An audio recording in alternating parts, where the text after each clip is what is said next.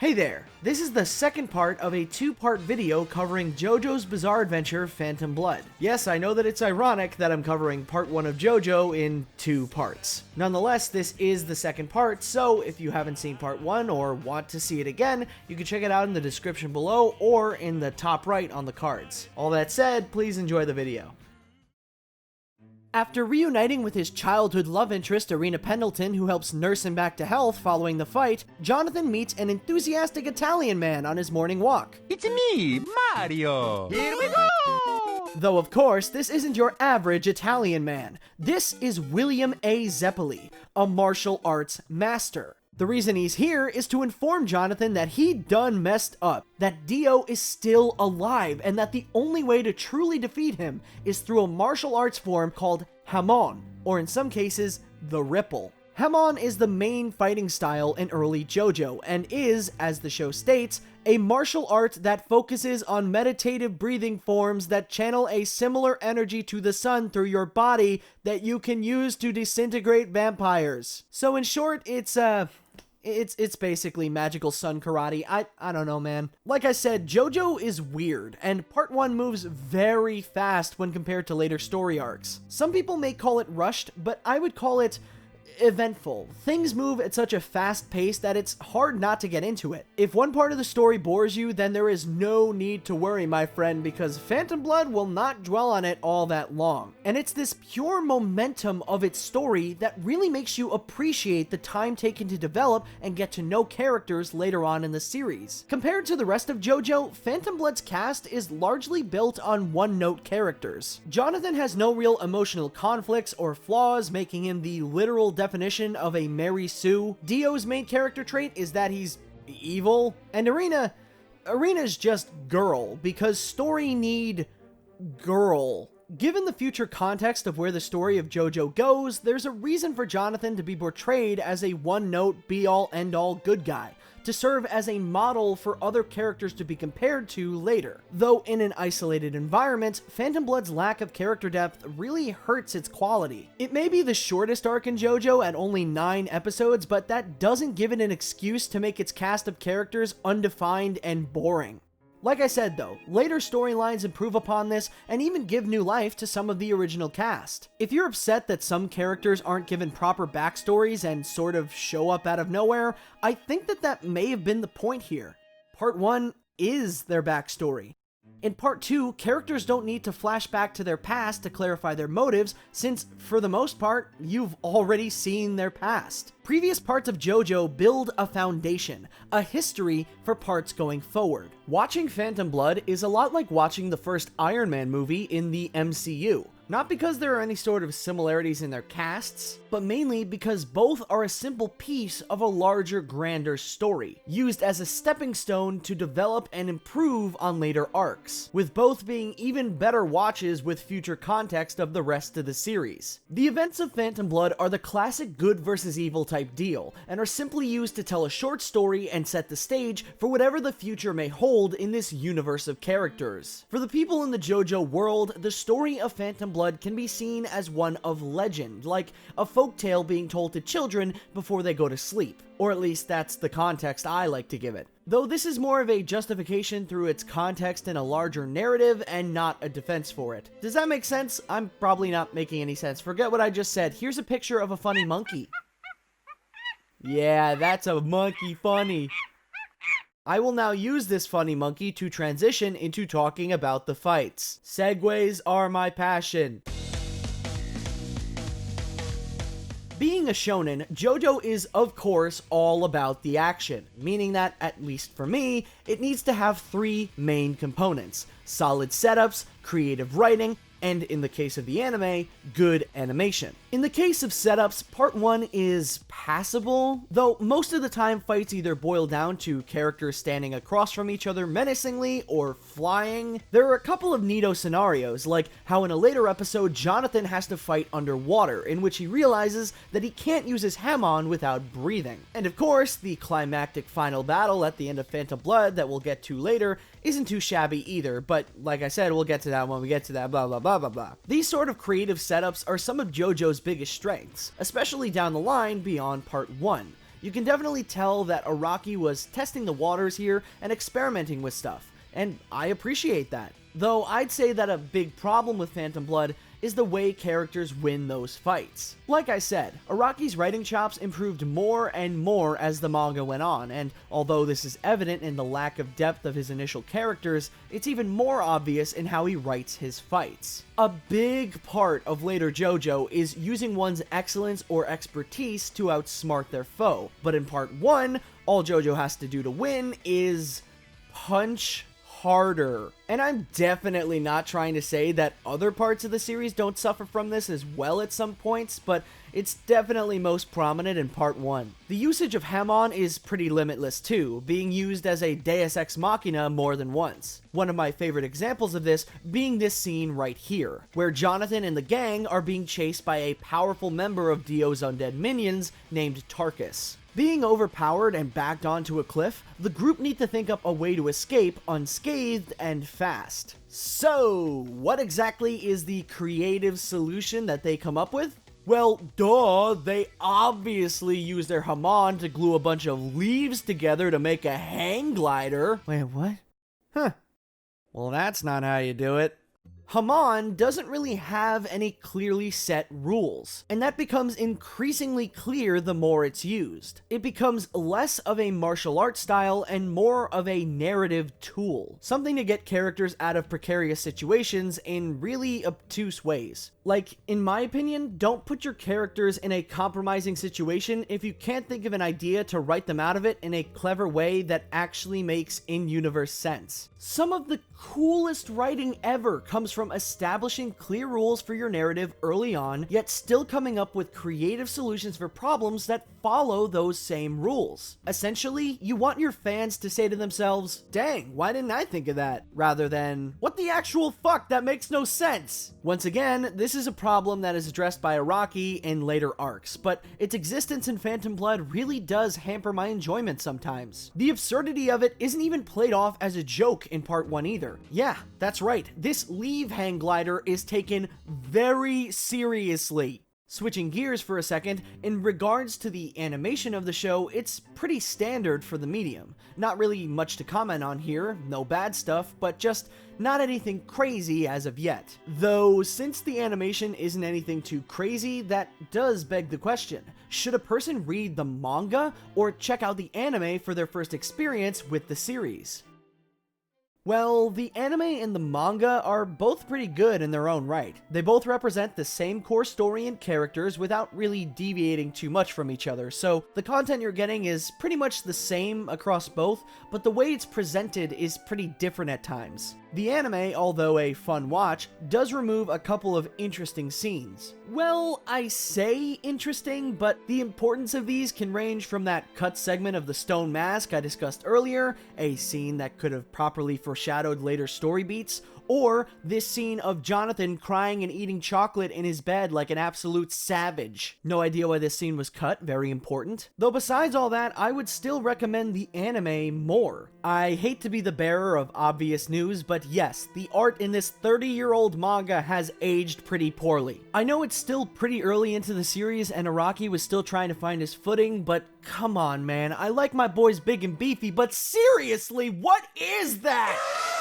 I'll tell you what it is, Mega Himbo! Not to mention that some scenes were actually added to the anime that weren't present in the original manga. These scenes in particular being ones that help give more context to who Jonathan and Dio are in the first episode. Like I said, lack of any character depth was a major complaint for me, so any additional scenes we have of our main boys to help establish their characters and motivations more is very welcomed. One of my favorites being this one that shows how Dio was treated living in the slums, giving more information as to why his moral code is so twisted later on. They even added some pretty cool details to this scene, like how Dio goes to pick up the fork next to him to fight back, but then he decides not to, showing that he knows when to pick his battles and when to strike, which comes into play later in episodes 2, 3, and onward. Also, a major benefit of the anime only recently having been adapted is that the art and design are a lot more stylized and consistent all across the board. Oh, and lest we forget one of the coolest details in the adaptation, the color palettes. In the anime, you get these really cool scenes where the colors of characters and set pieces change depending on the mood, and this is unique only to the show. Since manga is originally produced in black and white, JoJo's creator Hirohiko Araki has no set color schemes for the characters he creates. If you look at official art colored by him, no one character has the same color scheme throughout all of their appearances. So David Productions took this trend in Araki's art and incorporated it into their adaptation, with various hues and color schemes they switched to being direct references to promotional art and designs by its original creator. A YouTube/Twitch streamer by the name of Funk has a really good video dissecting the anime's usage of these color palettes, so I don't want to reiterate his stuff too much, but it's really cool. The color swaps add impact to scenes, reinforce themes, and generally just look dope as hell. Speaking of stuff that's dope as hell, the JoJo's anime has something that its manga couldn't ever possibly have: a badass opening animation.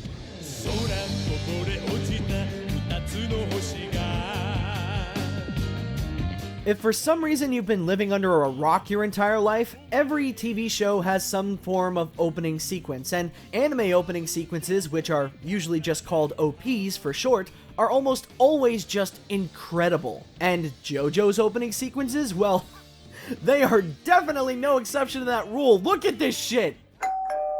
Please pardon me for the next couple of minutes as I fanboy about Phantom Blood's opening.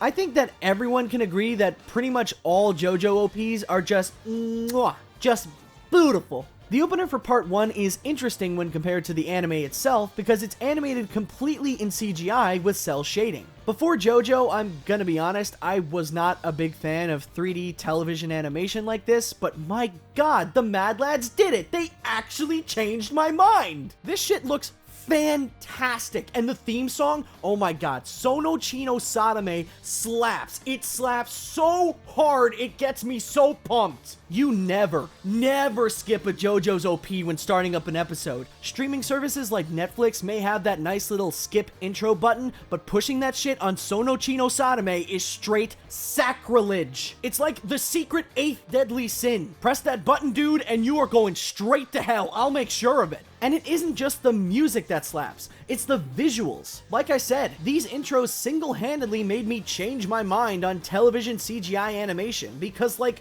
look at this shit! Look how freaking cool this is! Not only that though, but the anime opening has a ton of cool little Easter eggs and details that foreshadow later events in the series. Part 1's opening starts this trend of subtle foreshadowing through later adaptations as well. Since the anime started airing with nearly 30 years of story content to adapt, it has the advantage of knowing the entirety of the plot of JoJo in advance, and David Productions definitely uses that to their advantage. I don't want to focus on it too much because I said I wanted to avoid spoilers for the most part, but my god, this opening has references to parts 2, 3, 4, 5, 6, and 7. To give some perspective on how far in advance this is getting in terms of foreshadowing, the anime is currently sitting at 152 episodes as I'm recording this, and still hasn't covered parts 6 and 7. These aspects not only make earlier arcs way more rewatchable for anime fans, but they make for cool surprises for those who have already read the manga. It's super awesome! I love that! And oh my god, how could I forget about the ending credits? I definitely cannot play the audio here, but all of JoJo's ending sequences are accompanied by fully licensed Western music. Remember what I said earlier about how Araki is a huge Westaboo for music? Well, in the anime, the ending music for each part is the same music he listened to when he was originally writing that given arc in the manga. During the production of Phantom Blood, he was listening to a lot of music by the band Yes, so the choice of music for Phantom Blood's ending credits is Roundabout by Yes. It's so freaking cool, and I'm sorry for flipping out so much, but this is just something I absolutely adore about this series. The anime adds so many little bits of flair that weren't needed, but were absolutely appreciated, and make JoJo's stand out much more amongst the sea of other content like it. Plus, the voice performances in the show are pretty good overall, and you obviously won't be able to experience those in the manga. Although it can definitely be a bit hit or miss at some points, which brings us to the age-old question. Which is better, the sub or the dub? Now this may come as a surprise to you, but I'm of the opinion that subs and dubs are both more or less perfectly acceptable ways of watching a foreign show. I know that there are plenty of people out there that loathe dubs with a burning passion for whatever stupid reason, but I feel like that anger is misplaced. Listen, sometimes when I pop open a show, I don't feel like squinting at my TV in complete silence trying to keep up. Reading is for nerds, and sometimes I want to pretend that I'm not in a fucking literary class in middle school. And come on, some people are just straight up not able to read subtitles. Maybe they're hard at seeing, or they're folks with reading disabilities. Are you saying that these people aren't allowed to enjoy anime? Get off your high horse, shitlord. Though I'd say for the most part that the hate for dubs really only comes from one word: interpretation. You see, the way that dubs are recorded varies a lot from the original audio of any given anime, with dialogue in particular having to be slightly tweaked from its original translation in order for the English voice actors to properly sync up their lines with the movement of characters on screen and their mouths, as to be sure to at the very least not change any of the original visuals. Some changes are a lot more drastic than others, but more often than not, dubs usually try to stick as close to the original as they can. That being the case though, what version you decide to watch is really entirely up to you. But when it comes to JoJo in specific, I've found that there are a couple of key differences to keep in mind depending on what you want out of the series. For JoJo's Bizarre Adventure, sub versus dub is more of a gasp versus laugh type of thing. And what I mean by this is that certain scenes in the anime are far more dramatic or accidentally hilarious depending on which version you watch. JoJo, of course, has purposefully comedic elements to it, but certain scenes are far more hilarious in the sub than they are in the dub. As an example, check out this clip from episode 3. In this scene, Jonathan and Dio are having a dramatic fight to the death in their burning childhood home. Dio has just murdered Jonathan's father in cold blood and is now set to kill Jonathan as well, kicking him directly into the flames below. The original line for this scene is, "Goodbye, Jojo!" whilst the dub version for this line is, "Die for nothing, fool!" For comparison's sake, I want to play the latter first. In the dub, this scene is played super serious, following the intentions of the original script's tone. Die for nothing, fool! But in the sub, the scene has a slightly different mood. Get back, Jojo! See what I mean?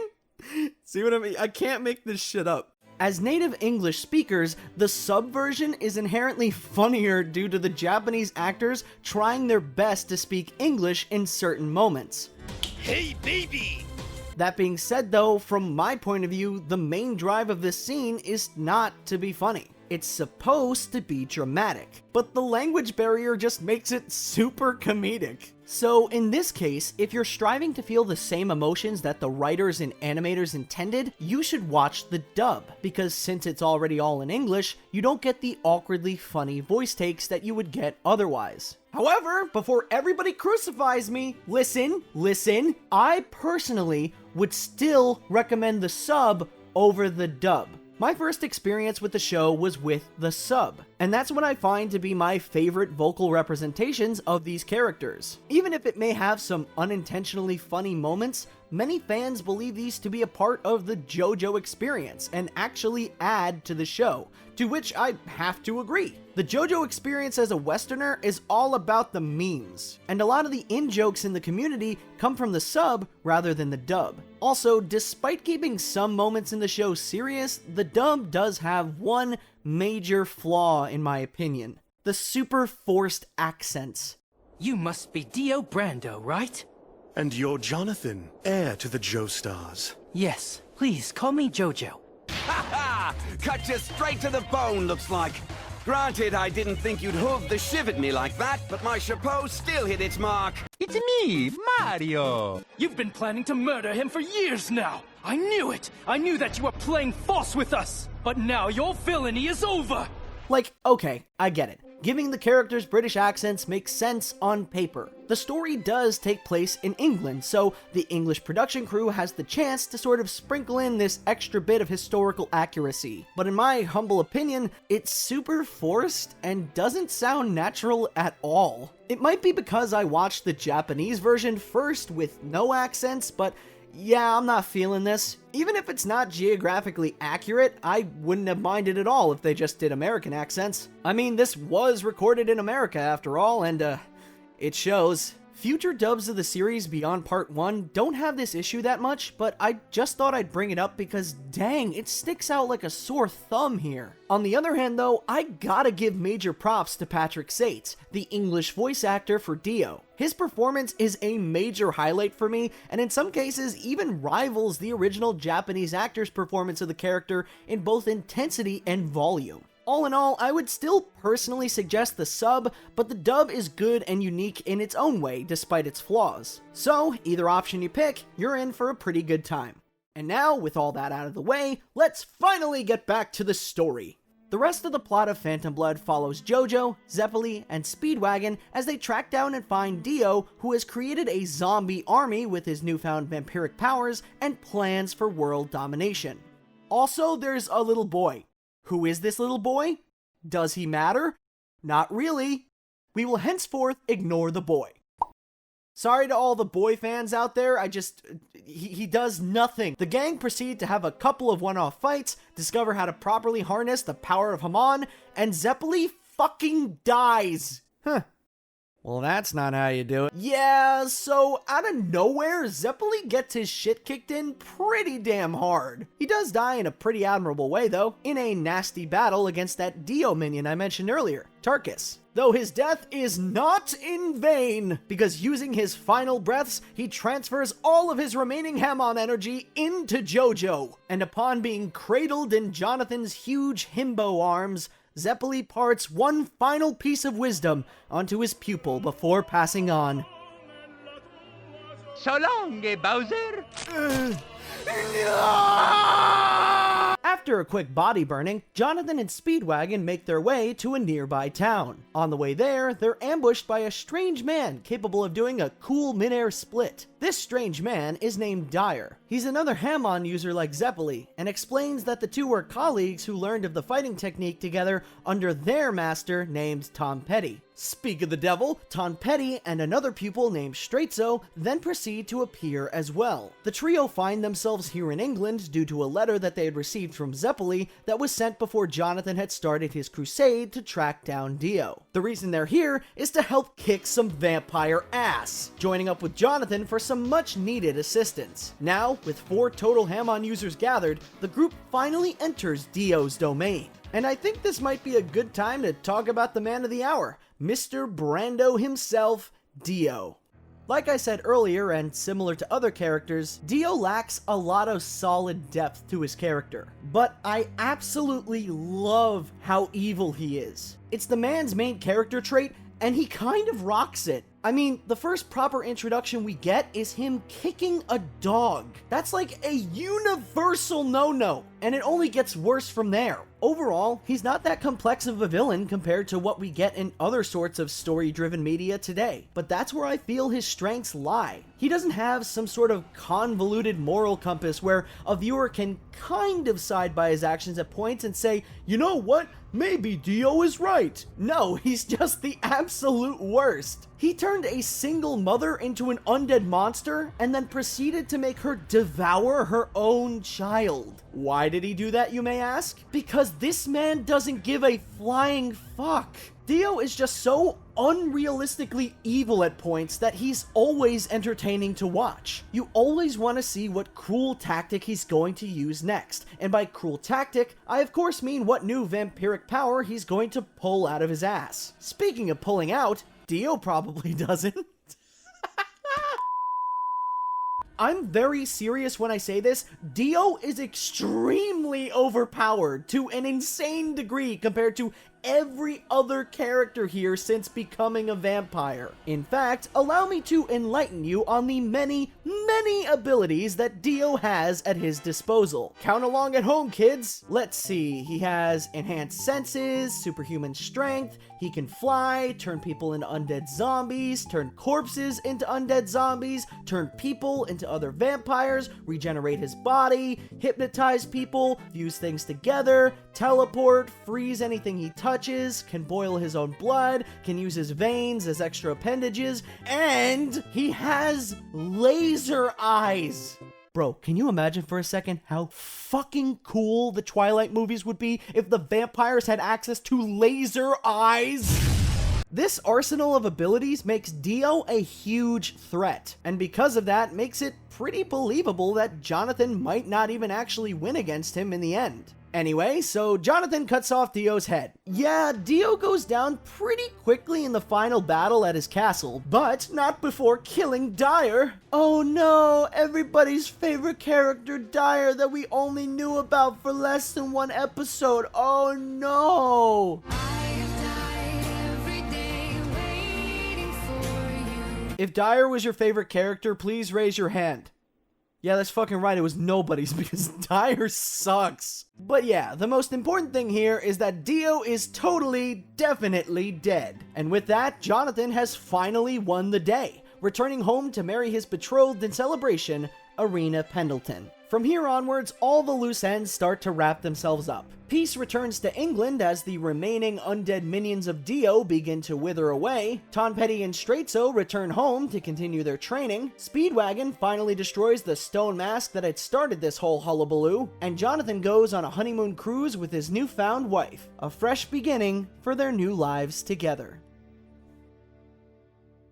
Is what I would say if Dio wasn't still alive. This man has escaped death like 2 times already. Can I get a third? As per fictional law regarding undead characters in media, you either have to disintegrate the body or at least destroy the brain for them to fully die. Like I said, Jonathan only decapitated Dio, unbeknownst to the fact that he could still survive without a body. Amongst the rubble he landed in, Dio is found by one of the last remaining members of his undead army, who secures his head in a glass case. Dio, having been humiliated by Jojo, hatches a scheme to board the honeymoon cruise that he and his wife are on by hiding within a sealed coffin.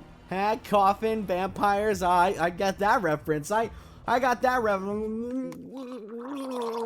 Once on board, he secretly turns a large portion of the boat's crew into bloodthirsty zombies and baits Jonathan into the boiler room, where Dio finally reveals himself to still be alive, and in a less than graceful state. Jonathan is obviously shocked, but even more so when, after all these years, Dio finally admits to respecting him. His resolve and strength are that of a true gentleman, and Dio acknowledges this. But it's in this twisted admiration that Dio decides his new body will be that of Jonathan's, as Dio finds that no other being deserves to be his vessel more than his arch enemy. Tendrils break out of Dio's glass and begin attacking Jojo with his undead minions. But obviously, since he's the main character, Jonathan loses.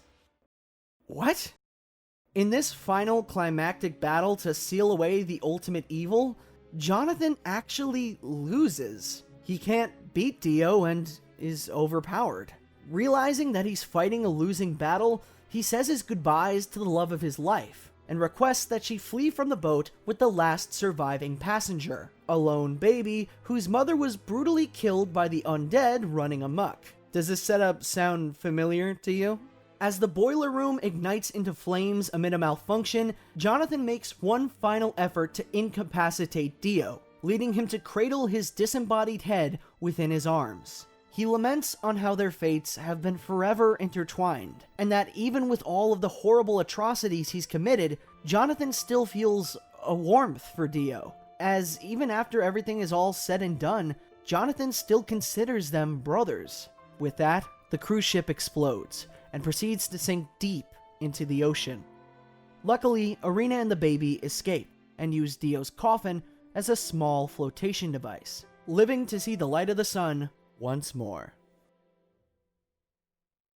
Dude, isn't that ending awesome? Only 9 episodes in, Araki kills off his main character in such a crazy, dramatic way. To have your protagonist not only lose a big fight, but also die, it was unheard of. To give you some perspective, this was originally written 30 years ago, during a time where protagonists were synonymous with the manga they existed in. Nobody ever killed off their main character in a permanent fashion, especially not in a shonen manga, and especially not within the first arc. This was a huge deal when it first happened, and I, as well as many others, got to experience it completely blind in the anime adaptation for the West. I had no inkling that this would even happen. I thought Jonathan was going to remain as the main character of the series throughout its entire run. It left me flabbergasted and full of questions. Where was the series going from this point onward? Who would be the protagonist with Jonathan gone?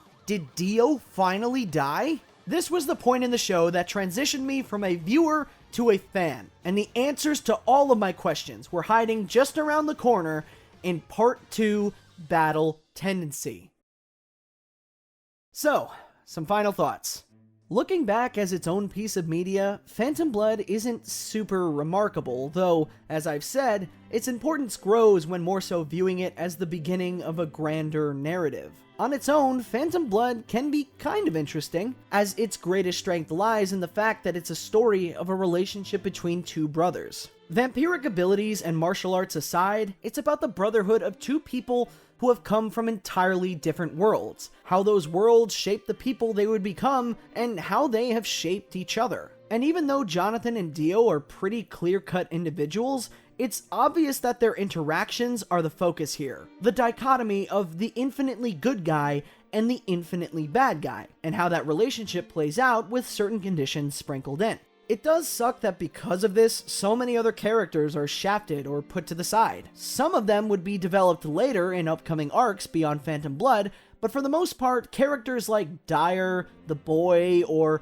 Barry the Slinger are all just throwaway characters at the end of the day, only servicing to progress the plot or illustrate the power of main characters. This focus on the main duo doesn't have its own uneven footing, however, as overall Jonathan is a pretty passive and reactionary character in comparison to Dio. This makes for a less interesting lead, and one that is shown to have a pretty bland personality, all things considered. Besides his vague goal of becoming a true gentleman, being a good guy isn't really a character trait. In comparison, although pretty basic, Dio's personality of being an evil bastard is played up so much that he's always a pleasure to watch. Instead of being reserved and reactionary like Jonathan, Dio is bombastic and comically villainous. His involvement in the two's relationship is definitely the highlight here. Pacing-wise, Phantom Blood's 9-episode run starts very eventful, with its first 3 episodes being jam-packed with content. Afterward, however, I felt the plot sort of dragged a little bit until its final episode. That's all okay though in my eyes, because man did the final episode deliver, subverting my expectations and setting up for the coming narrative in a beautifully masterful fashion. Again, you can see that Araki was experimenting and flinging as much shit at the wall as possible to see what stuck, with the finale serving as a sort of soft reset, allowing him to take future stories in a new direction within the same canon. I feel like a broken record at this point, but it really should be emphasized that Part 1 isn't really a high point of the series. The story, writing, art, and production of the anime have all gotten a lot better as they have gone on. And I think that that's something to be happy about. I'd much rather a series start out relatively okay and then get proceedingly better, rather than start on a super high note and then get increasingly worse. Overall, Phantom Blood is a flawed but fun romp through this new and exciting fictional world. If it isn't clear by now, it's a high recommendation for me.